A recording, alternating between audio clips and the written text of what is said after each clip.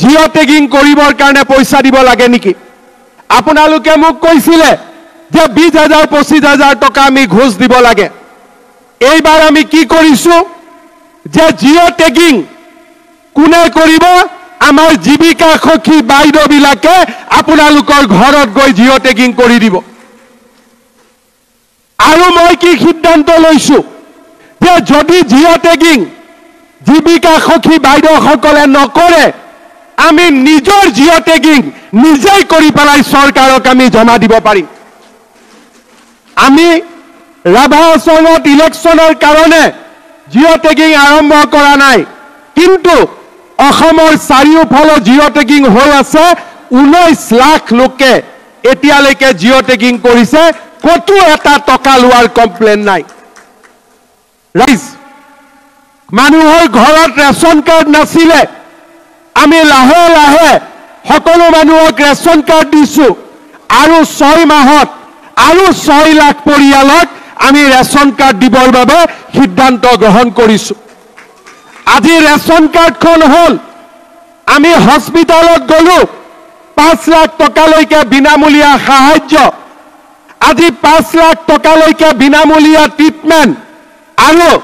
ration কাৰ্ডত বিনামূলীয়া চাউল কিন্তু মই তাতে সন্তুষ্ট নহয়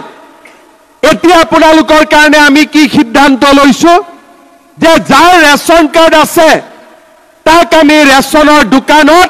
বজাৰতকৈ 25 টকা কম দামত আমি আপোনালোকক 1 কেজি কৈ দালি দিয়া আৰম্ভ কৰিম বজাৰত যদি 90 টকা দাম আপোনালোকে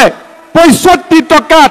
1 কেজি দালি ৰেচনৰ দোকানৰ পৰা কিনিব পাৰিব তাৰ লগে লগে আমি আৰু সিদ্ধান্ত লৈছো বজাৰত যদি চেনিৰ দাম 70 টকা আপোনালোকে ৰেচনৰ দোকানত 25 টকা কমত 45 টকাত আপোনালোকে 1 কেজি চেনি কিনিব পাব আজি নিমখ আমি 10 টকা কম দামত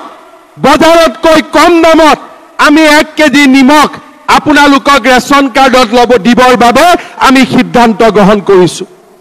তাৰ মানে অৰুণোদয় ঘৰত আহিলে 1 কেজি ইলেক্ট্ৰিচিটিৰ দাম কমিলে 1 টকা দাম কমিলে আৰু লগতে আমি ধান বিক্ৰী কৰিলে 250 টকা সৰিয়হ বিক্ৰী কৰিলে 500 টকা 1 এপ্ৰিলৰ পৰা আমি বেছিকৈ পাম আৰু লগতে ৰেচন কাৰ্ডত এতিয়া অকল চাউল আমি নাপাওঁ এতিয়াৰ পৰা ৰেচন কাৰ্ডত আমি 1 কেজি দালি 1 কেজি চেনি বজাৰতকৈ 25 টকা কম দামত পাম আৰু 1 কেজি নিমখো আমি বজাৰতকৈ 10 টকা কম দামত পোৱা আৰম্ভ কৰিম শ্ৰদ্ধা ৰাইজ আজি আগতে কংগ্ৰেছে কেনেকুৱা কিবা কাম কৰিছিল নেকি আপোনালোকৰ কাৰণে কংগ্ৰেছে কেতিয়াবা কৰিছে আহত তাইৰ পঢ়াৰ খৰচ চৰকাৰে দি আছো এতিয়া 11ৰ ছোৱালী 12 পাব 10ৰ ছোৱালী 11 পাব আমি সকলোকে নিযুত মইনাৰ আঁচনি আমি দিয়ে থাকিম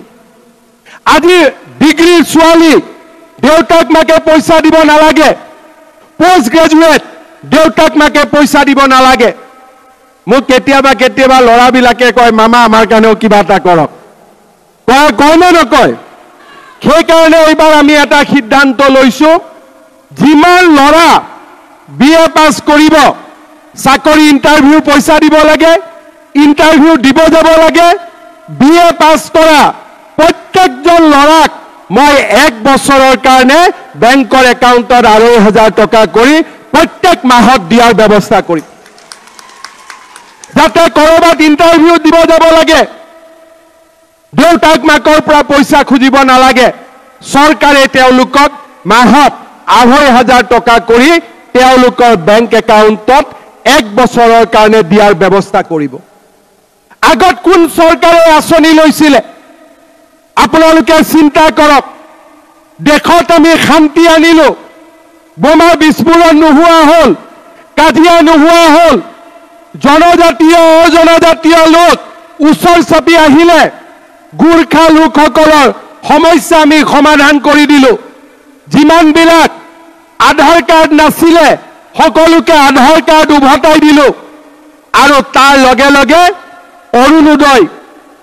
ৰেচনৰ দোকানত চাউল দালি